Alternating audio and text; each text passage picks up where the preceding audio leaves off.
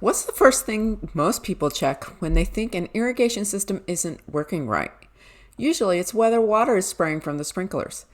But the truth is, just because water is coming out doesn't mean the sprinklers are doing their job correctly.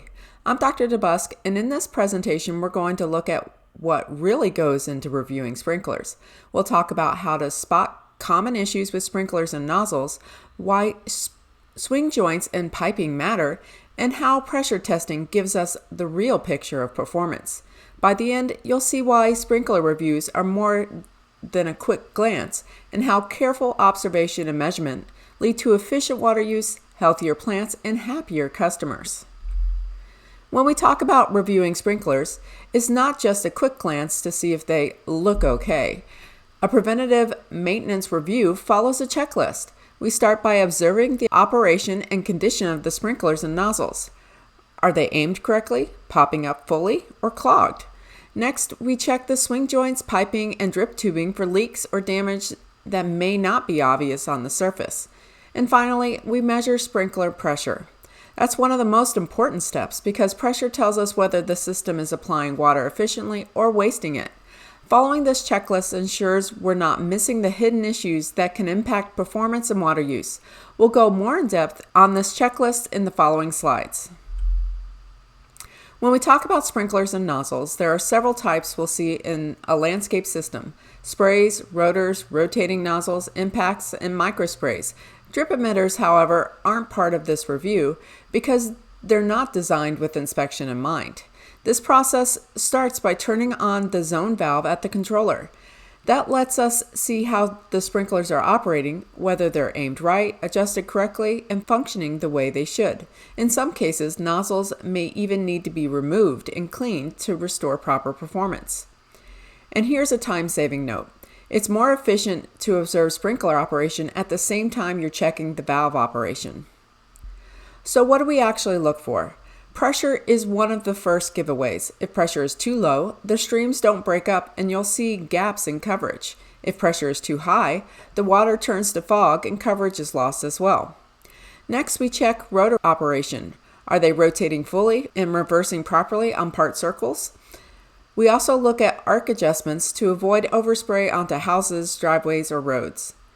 Positioning matters too. Head should be level, at the right height, and not blocked by turf or shrubs.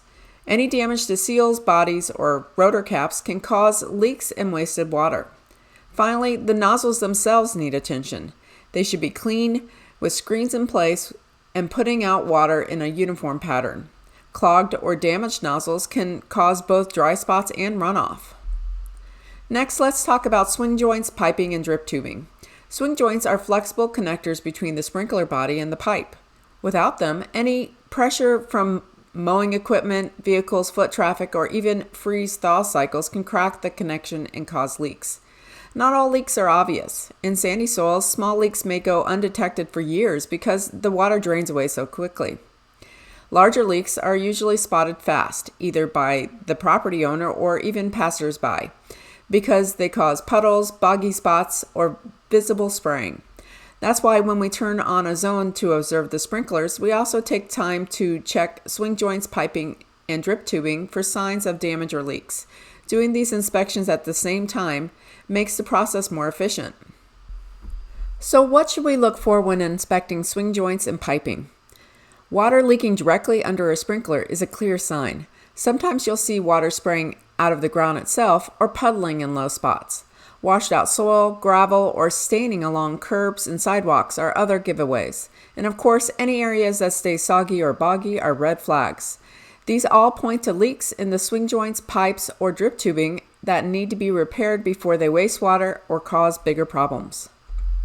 Here's an example of how the sprinkler section of the service checklist might look for a 5-zone system. Most of the sprinklers were in good condition and marked okay, but there were a few issues noted. In Zone 2, there were 3 impact rotors mixed with gear rotors. That caused overly wet areas. Since the customer declined replacement, it couldn't be corrected and wasn't marked with a check. Zone 3 had one sprinkler set too low, which showed up as dry spots and weeds. The technician didn't have time to fix it that day, so it stayed marked as an issue. In Zone 4, 2 arcs were out of alignment, causing staining on the house. Those were corrected and marked with a check. And in Zone 5, a nozzle had been damaged by a mower. It was replaced on site and also marked with a check. The key takeaway is that the checklist documents both what was inspected and what was corrected. Even if a customer declines service, there's a record of the issue for future reference. That transparency is important both for the customer and the contractor. Measuring sprinkler pressure is a critical part of preventative maintenance. Some companies only measure it once a year, while others do it more frequently depending on the site. Why do it? Because comparing pressure readings over time can tell us a lot.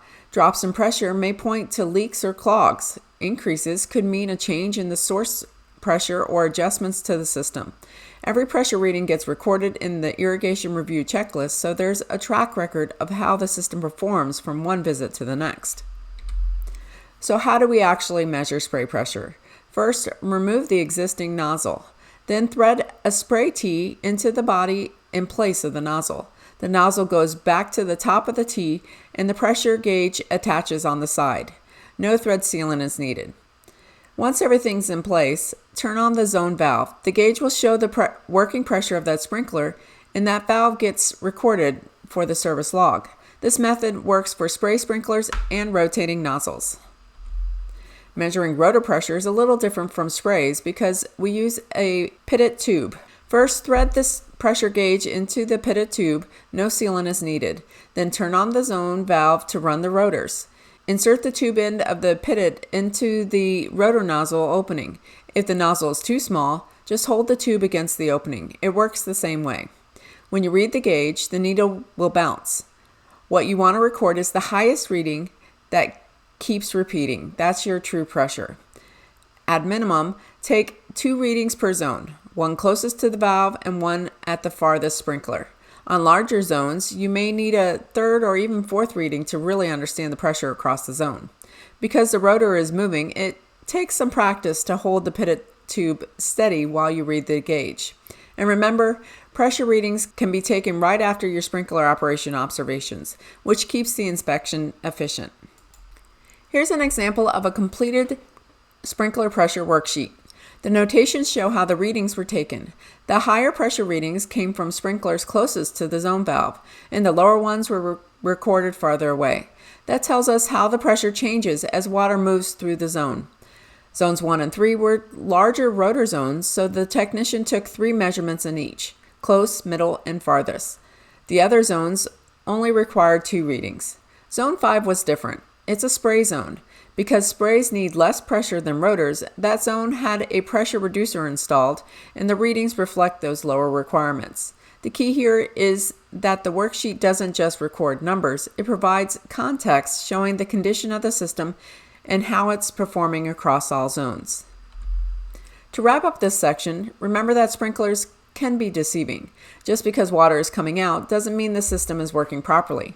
That's why we follow a preventative maintenance checklist. We observe sprinkler and nozzle performance, inspect swing joints, piping, and drip tubing, and measure pressure at more than one point in each zone.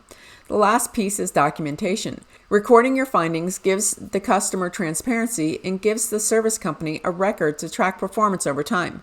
When all these steps come together, you get efficient water use, healthy plants, and happy customers.